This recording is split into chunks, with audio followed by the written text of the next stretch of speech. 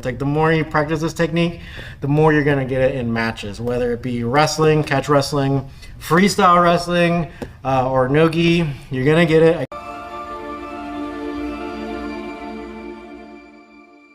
Let's go and show it first here. Okay, so if actually we'll go and do it. So we'll kind of let's go ahead and link some of the things. So say if Cindy's here, right? She's trying to pin me, or if there's like a jiu-jitsu situation, she's in side control. I want a bridge to get out. Okay, so maybe I can try to frame, try to start blocking, right? But I want to try to bridge onto my head enough to get the space between us. I get the arm in between us. I want to bridge again and try to get out. And then as I start hip heisting here, right, I want to grab the wrists.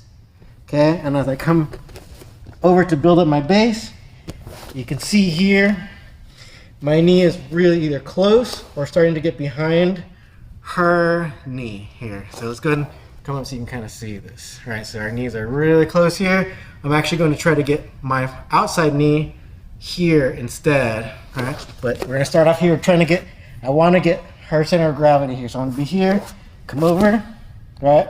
I'll see if I can get my leg back, and then I want to sit down. I'm not gonna go onto my shoulder. I can put my elbow down if I want. Okay? Actually, just go and do it this way. You can kind of see the leg stuff. Okay, so you roll over, you're here, right?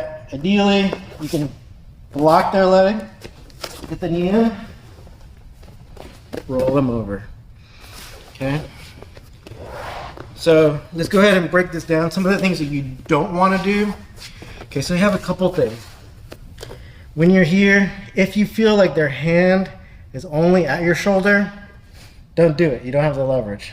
If their hand, you see this is my midline here. If their hand can go across, you can probably do this move, okay?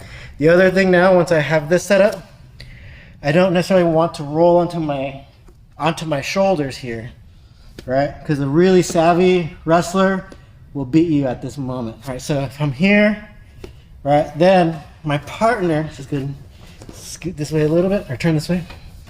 So if I'm like this, right, and I'm just going onto my shoulder, then my partner can just switch their hand from this side of your arm to the underside, and then Nelson you. So you're already kind of giving them the Nelson, okay?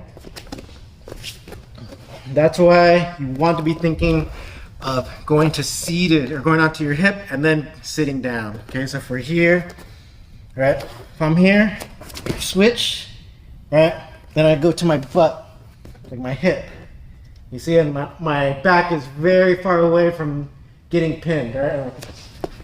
Turn, okay? The other thing is I'm not going to turn this into a Peterson roll. I'm not going to grab the leg, right? So, well, let's go and come over here a little bit more. So I'm not going to turn this into a Peterson, which that means I'm going to try to get their leg while I roll, okay? So I don't want to end up like in this position. Let's go ahead and turn this way.